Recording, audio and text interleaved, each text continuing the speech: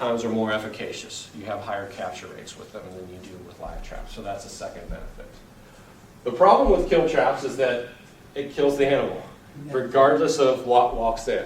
So if you're trapping in areas with non-target species, in particular residential areas with cats and dogs, these are not the kind of traps you want to be using, because it will kill a cat just as quickly as it will kill a ground squirrel.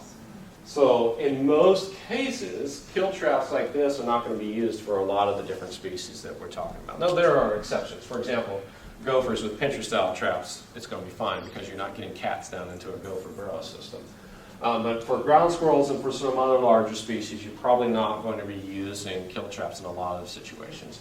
But there are still cases where you might. The downside with kill traps, or live traps, in addition to having somewhat lower efficacy, is that if you do capture the target animal, you are responsible for euthanizing it after capture. And this is something that Scott has already talked a little bit about. But just to drive it home a little bit further, we oftentimes get calls, very often get calls from folks who say, I've got ground squirrels, I want to get rid of them, but I don't want to kill them. Well, that is problematic. It's problematic because it's against Fish and Game Code to translocate animals. And it's against the code for good reasons.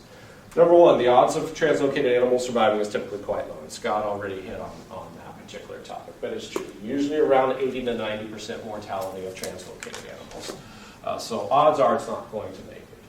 Secondly, you can be taking your problem and dumping it off on somebody else.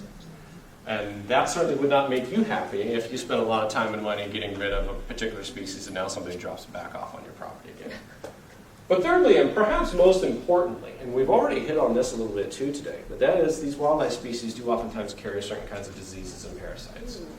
But so what you can be doing is you could be taking a ground squirrel, for example, that does carry plague, and drop it off into another population where plague was not found.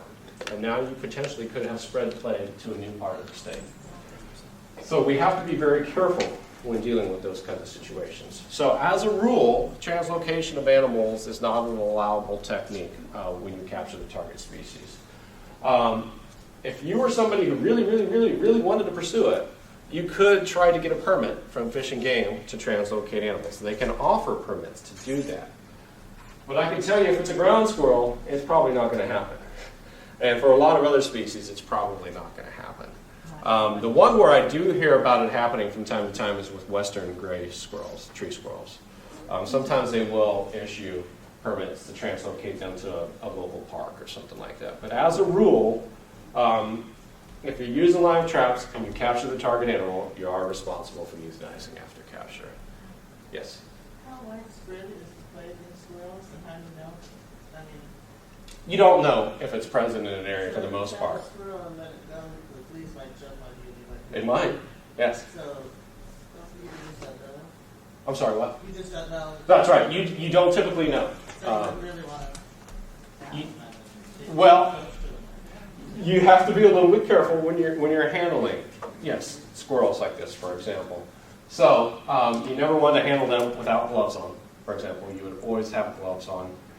When you're euthanizing the animal, let me just jump to that part. We'll hit your questions yet here. You are responsible for euthanizing the animal, but of course we have to advocate you do it in a humane manner. And there are really only two techniques currently considered to be humane for euthanizing animals. One is shooting. Well, shooting in town is logistically problematic. So in many cases, shooting is not going to be a viable option, which really leaves you just one option, and that's the use of a carbon dioxide gas chamber, essentially. Which sounds really onerous, but it's not as bad as it sounds. Oftentimes folks will take a trap like this with a squirrel in it, put it into a garbage bag, and pump carbon dioxide into the garbage bag. Basically the animal just passes out, and then it eventually dies.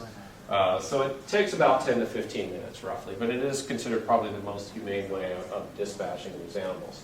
If you had large numbers of squirrels to dispatch, you can actually make your own type of device that will hold the gas in, or you can buy one, etc. And that's what professional pest control companies use. They do have these big chambers that they can pump carbon dioxide into. And it's actually a very easy and relatively cheap way of euthanizing animals. But when you do it that way, then helps to get the fleas too, so you don't have some of those issues. Whereas if you're using like a kill trap, for example, theoretically, once the animal dies, the fleas are going to hop off and look for another host. And so if you're going up and removing the squirrel from the trap, it is possible the fleas could get on you and you could contract something that way. So you do need to be careful about that. Plague is very uncommon, but it is out there, and you should know that it is out there. You haven't really mentioned raccoons. Can you get a permit if raccoons are really out of control in your neighborhood? Is that To something? translocate? Yeah. You could try. Once again, I think you would be unlikely to receive it, but that doesn't mean you couldn't try it at least. Yeah. I was gonna say, the Center for Disease Control reports about anywhere between 5 and about 25 cases of human plague in California every year. Okay. And not only is it carrying the fleas, but some animals will get the plague themselves. Not all will, so it depends on the species. That's right. Some animals can get it. Yes. Some don't, some just carry the That's fleas. right. But it's pretty uncommon because there's a variety of things that has to happen. Yes. People have to be in close contact. They're a lot more susceptible if they're starving, like Europe was in the Middle Ages, those kind of things. Mm-hmm. It's pretty uncommon. It is. It is very uncommon. Yes, you are right about that. You didn't mention drowning.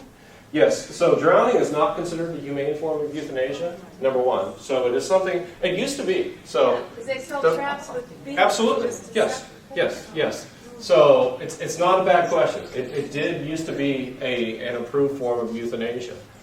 But now, not only is it not considered humane by the American Vet Association, which is what UC Cooperative Extension would use to justify something as being humane or not, but also there was a law passed just this last year that now makes it illegal to drown animals for euthanasia. So from a legal perspective, you're not allowed to use it either. So that's live trapping.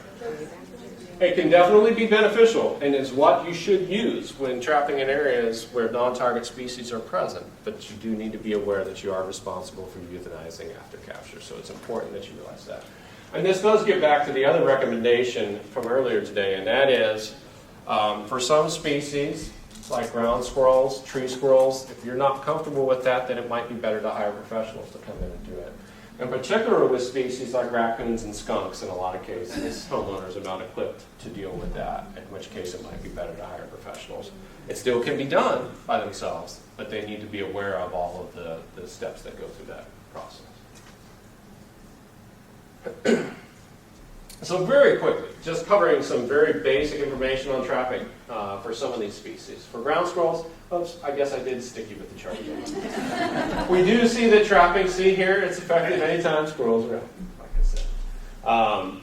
One of the common examples used in more rural areas are these conibears placed at burrow entrances. The squirrel runs in or out and it gets caught. So this can be an effective technique. These are powerful traps, so you don't want to use them where you have pets or other non-target species around. Gopher box traps, set in tandem, can be an effective approach for ground squirrels. Basically, sprinkle some bait down the middle. These are kill traps. There are also tube or tunnel style traps, and I'll show you an example of one of those here, I think in the next slide, that can also be used. Those are all kill traps. And then live traps can certainly be used for ground squirrels too. In addition to this style, there's actually a multiple catch type trap as well. Basically, it's got a one-way door, like a pet door, so to speak, where the squirrel can run in, but it can't run back out. And so you can get multiple squirrels at a time in one of these traps. Whereas with something like this, you can only catch one. Once the door shuts, you can't get anything else in there. So those traps are out there as well. Tree squirrels can be caught in traps. And it's probably important to stress this, because in a lot of cases, in most cases probably, this is the only available option for managing tree squirrels. Shooting and trapping are really the only two options, and in most residential areas, shooting is not an option. So that leaves trapping. So if you do have problems with fox squirrels and you want to remove that individual, this is it. They don't live in burrows, so there's no burrow fumigants, and there are no rodenticides registered for tree squirrel use. So you cannot use rodenticides either. So trapping is it. As far as traps, once again, go for box traps set in tandem, placed on a wooden board with some walnuts or almonds or something put down the middle. That can be a decent option. Here's an example of those tube or tunnel style traps, which can be effective for tree squirrels as well. And then you can use the live traps like we saw on the previous slide. for tree squirrels too. You don't need to put them in a tree. You can put them on the ground. Tree squirrels still spend time on the ground, and so you can catch them that way as well. So trapping is about the only option when it comes to tree squirrels. Gophers. Gophers can be trapped too. I've done a whole lot of work over the last 5 or 6 years with pocket gophers and pocket gopher trapping in particular. With trapping for gophers, it can be effective year-round. Gophers are active year-round, so trapping can be effective year-round, so that's a positive. There are lots of different kinds of traps, but they're basically fall into 2 categories. Those are pincher-style traps, such as these guys here, and your squeeze-type box traps. An example of the squeeze-type box trap would be this one, the Victor Black box. But there's lots of other kinds of box traps out there. As far as I know, they all work equally well. As far as pincher-style traps, there's the Maccabee, probably the most commonly used trap in the state. Been around for over 100 years. So certainly something must work with it to have been around that long. There's the Gophinator. The Gophinator is the newest trap that I'm aware of on the market. Been around for maybe 6 to 7 years now. And then there's the cinch trap. The cinch trap has also been around for about 100 years. It's been around for quite a while. It's another trap that's out there. These aren't it. There's also the Victor Easy set. There's the DK1, Johnson's Quick Set, a few other examples as well. Probably one of the most common questions I get is which trap is most effective, and it's a really good question.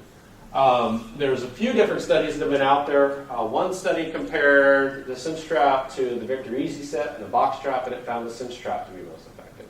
Another study up in Canada looked at the box trap and a few other kinds of traps, and it found the box trap to be the most effective. I've done a study on it too, a pretty extensive study, where we trapped gophers from throughout the state. In fact, Scott was involved in that particular study. And we compared the Gophinator to the Maccabee. I compared these 2 traps specifically because they're pretty similar in design. The Maccabee's the most commonly used trap in the state, been used for a long time, and the Gophinator was new and nobody had tested it yet. But I had run some initial study, if you will, on it, just trying it out, seeing how it worked, and I did think it worked pretty well. So we wanted to test these 2 particular traps together. What we found actually is that the Gophinator was in fact a better trap than the Maccabee. It was a better trap because it captured larger gophers at a greater rate. In fact, it captured, we broke down sizes of gophers into different weight classes. And for each weight class we went up in size, it captured about 25% more gophers than the Maccabee. So that by the time we got up to the largest size class, the Maccabee was not catching any gophers, and the Gophinator was still catching gophers. So from my perspective, I like the Gophinator better than the other traps out there. I know a lot of people, though, that really like the cinch trap, and I would certainly say that, in my opinion, the cinch trap is maybe the second best trap out there. The cinch trap is every bit as powerful as the Gophinator, perhaps even more powerful. And there are situations where probably the cinch trap is actually preferred, but my problem with the cinch trap is actually the size of the trap. It's pretty good size, and if you're going to be setting traps in main tunnels, you have to dig a pretty large hole to be able to get two of these traps in. Whereas with the Gophinator, you can dig a much smaller hole and get the traps in. So I don't know anything about traps. You reuse these things? Yes. So you got to take the dead animal off. Yes. And then how do you safely dispose? Are there guidelines besides just putting it in a plastic bag? So it's a really good question, and this goes for any animal that you would trap or even get with rodenticide too. For gophers, the easiest thing is to just put them back in the tunnel and cover the hole off. The benefit of that, actually, there has been no official study on this, but anecdotal information suggests that by putting the gopher back in the tunnel as it decays, it keeps other gophers from coming back into that tunnel. So you can get some deterrence from that. If you have dogs that like to dig in your backyard, that's probably not the best option, because they're going to dig holes in your yard trying to get at these gophers. In those cases, you can actually bag them and throw them in the trash. And what we recommend is that you double bag. You actually take a garbage bag, you roll it up over your sleeve so that you're not touching the animal by hand. And you can grab it, unroll it, tie it up, throw it in another bag, tie it up, and throw it in the trash. Will the coyotes dig them up too? Yes. Yes, they will. And we're going to talk a little bit about some of the significance of that here in just a second. But yes, that's can be problematic in some cases. So yeah, as far as traps, these 2 are probably the best, but the Maccabee certainly works. It's been around for 100 plus years. You'll catch lots of gophers with it. I just don't like it quite as well as some of the others. But if somebody owns 10 Maccabees, they don't need to throw them away and go buy a bunch of gopher naners. They can still use them. So, as far as the actual trapping technique, we'll try to explain it. You know, it's easier done in person, but we'll try to explain it here briefly, because I think trapping for gophers in particular is something that a lot of folks will utilize. A lot of people have one gopher in their backyard they want to get rid of. Trapping is definitely the simplest way of doing that. So essentially what you do, find the mound. Got to find the freshest mound. Your efficacy will be best the fresher the mound, or better the fresher the mound is, because that means it's more likely the gopher is still using that part of the burrow system. Old mounds, they may no longer be using that part of the system, so you'll set the trap, but you won't catch anything. So find a fresh mound, look for the plug in that mound. When you find that plug, you then step back maybe 4 to 6 inches and start probing. You can use some kind of a probe device like this. I like to use a long screwdriver. I just probe with that screwdriver.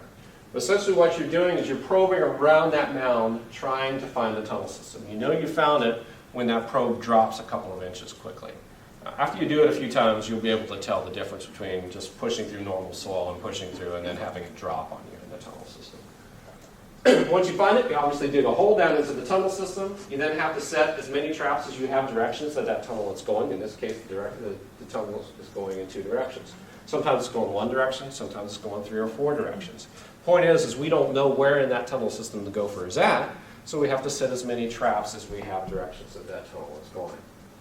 Once we get the trap set, we then stake it down. If you don't stake it down, coyotes will come along and run off with your gopher, which you don't care about, but they also run off with your trap, which you might care about.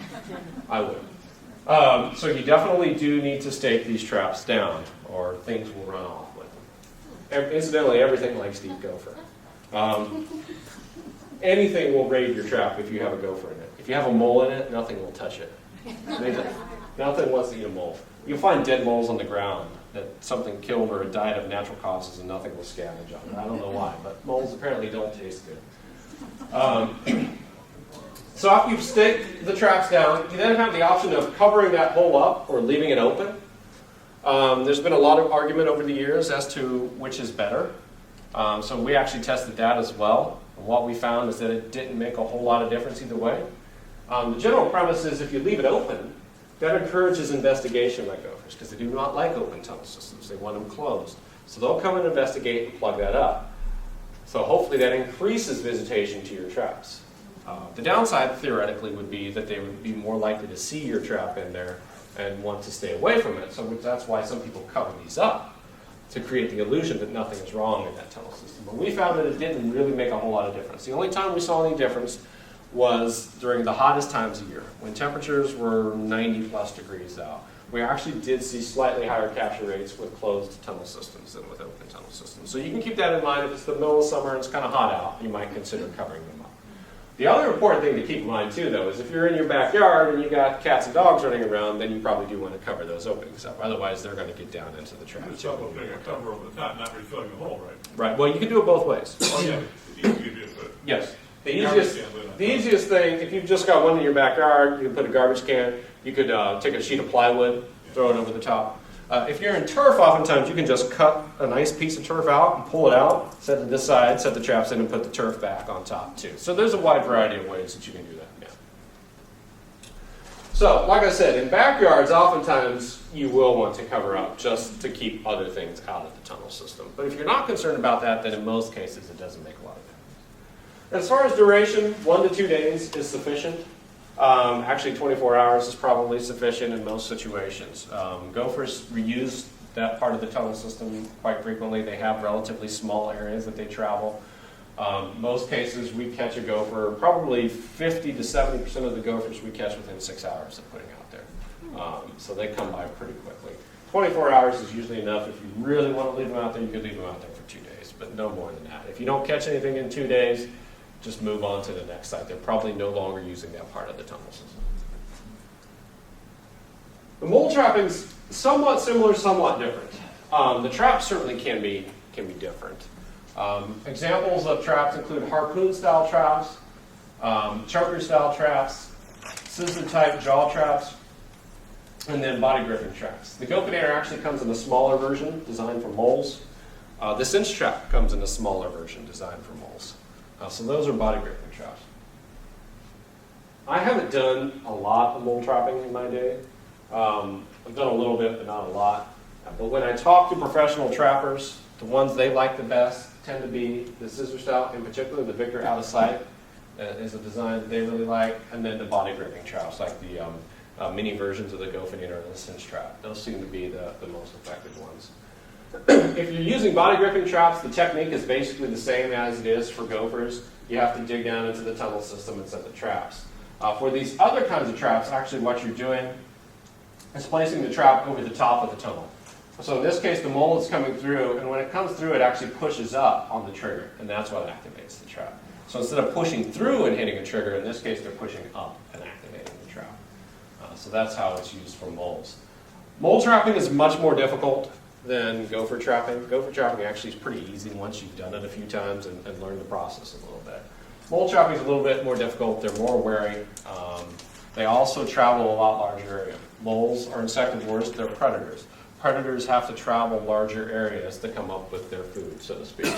So with a mole, it could be 7 to 10 days before they come back through that part of the tunnel system. So you oftentimes have to leave mole traps out there for an extended period of time before you'll get activity. So gophers, you'll check maybe once a day and move. Moles, you might have to wait a week or 10 days before deciding to move it on to a new spot. And voles can be trapped too, but there is a real caveat with voles. If you're in one of those population upswings and you got thousands of voles running around, trapping's not going to be practical. But if you're somebody who just has 2 or 3 voles in their backyard on a somewhat consistent basis, trapping can be a very easy technique to remove voles. Perhaps the slickest technique is utilizing a couple of mouse-sized snap traps. Basically, take a decent-sized nail through the trap so that you can stake it on both sides of that burrow opening. And then take a piece of gutter pipe and slide that over the top. So that when the mole pops out of the tunnel system, it's only got 2 directions to go, and both directions are directly over the trigger mechanism of the trap. So essentially, you're forcing it to go onto the trigger mechanism of the trap. For this to work, you have to put traps on every burrow system out there in an area. If you don't, they'll just go up to one that doesn't have a trap on it. But if you've just got 3 or 4 burrow systems out there, this is a very effective way of catching voles. Alternatively, you can use those runways. If you recall, we mentioned earlier, they stick to those runways very fastidiously. So if you've got a runway that's going back and forth like this, you can take one of these traps, place it perpendicular to the runway so that the trigger mechanism is on the runway. And the vole will just run up and down that runway and step on the trigger mechanism and get caught that way too. So that's another effective way of catching voles. And you do not need bait in those situations. They'll just hit it by going up and down the tunnel system, or the runway. So voles can be captured pretty easily. Rabbits in some cases can be trapped. Cottontails in particular, trapping can be effective. Trapping is pretty difficult for jackrabbits. They just don't go into traps at a very high rate. You might catch one once in a while, but you're not going to be very successful at it. Cottontails are a little bit easier. So that was trapping. This takes us on to the next control option we're going to talk a little bit about today is baiting. Baiting is a topic, well, first of all, with baiting I'm talking about the use of toxic baits, rodenticides essentially.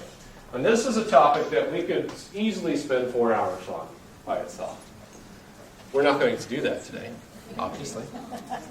So this is probably the most difficult part of my presentation for me, because how do I give you enough information to arm yourselves with, but yet keep it in a short enough, condensed enough time period, and make it understandable enough to you all as well. So we're going to try to cover some of the highlights on using rodenticides for managing a lot of these species.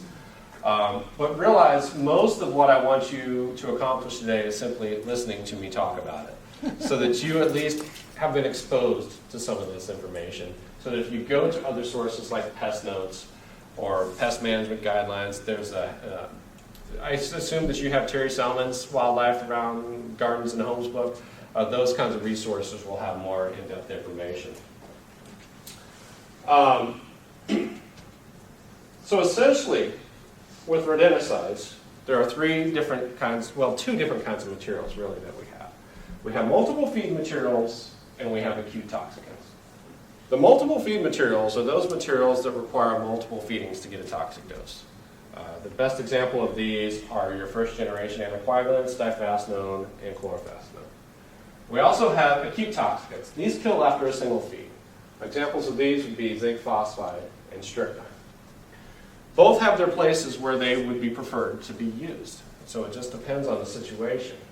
What's really important to realize, though, is that all of these materials can be restricted use or non-restricted use, depending upon the species they're used for, how they're applied, where they're applied, etc. So it's impossible for me to sit here and tell you that anticoagulants are always restricted use materials, because they're not. Or that zinc phosphate or strychnine are always restricted use materials, because they're not. So the best advice I can give is that if anybody wants to use these materials, make sure they understand they need to read the label to figure out whether or not it's a restricted use product for that particular usage. But I will provide some generalizations here for you today. The first generation anticoagulants, such as difascinone and chlorofascinone, are the primary rodenticides used for managing ground squirrels and meadow voles. Zinc phosphide is also used for ground squirrels and meadow voles. But zinc phosphide for ground squirrels and meadow voles will always be a restricted use material.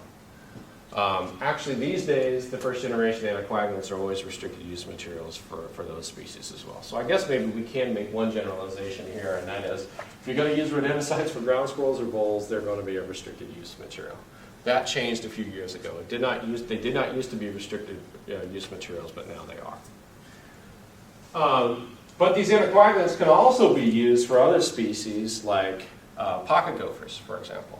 And if we're using anticoagulants, baits that are placed below ground into pocket gopher tunnel systems, they are not restricted use. You could go to an Osh store or Tractor Supply right now and buy anticoagulant rodenticide use for mold control, for gopher control. So it does depend on the species that you're dealing with as to whether or not it's going to be restricted use. So anticoagulants, they're available for a wide variety of different species, including rabbits. The reason why we use anticoagulants quite a bit is because they're generally considered to be the safest of the materials out there, particularly the first generation anticoagulants. Why are they safer? Well, they're safer, number one, because there is an antidote for them. Anticoagulants are the only toxicant that we have that actually has a true antidote. All the others do not have antidotes. There are steps that we can take to ameliorate the effects of those materials, but there is no true antidote for it. Well, the antidote for anticoagulants is simply vitamin K. So if a non-target species, or in particular pets, cats or dogs, get into a bag of bait, you can just take them to the vet, say it got into some chlorofascinone, they will administer vitamin K to it, and the animal should be perfectly fine. So that's one of the nice things, one of the safer aspects of the anticoagulants. The second aspect about the first generation anticoagulants that makes them safer is that they are a multiple feed material. The animal needs to consume them several times over the course of 3 to 5 days to get a toxic dose.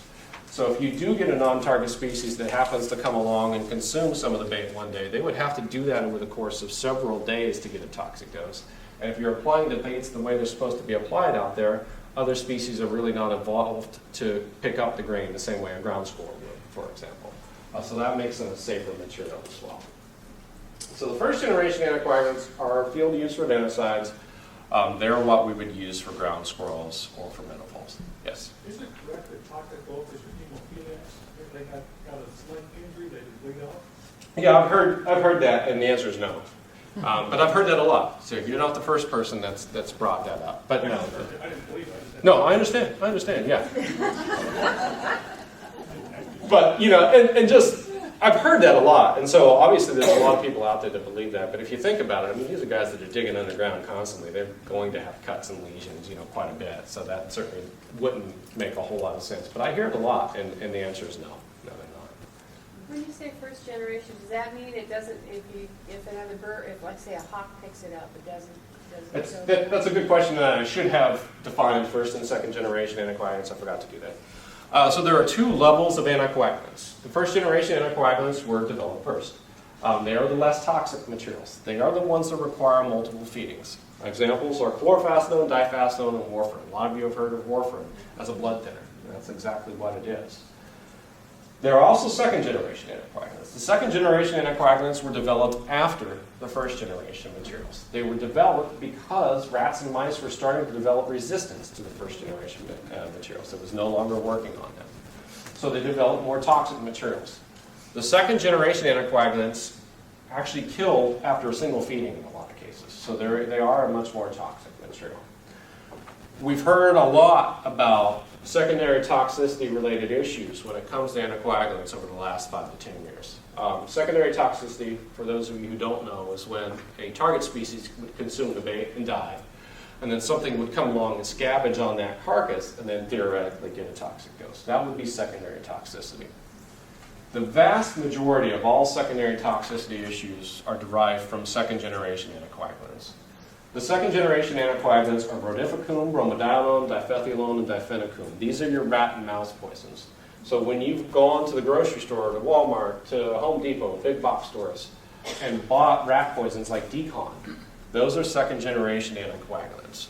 Those are the materials that have led to the vast majority of all secondary toxicity issues. A lot of people think it's because of misuse, because the average homeowner could go out and buy it.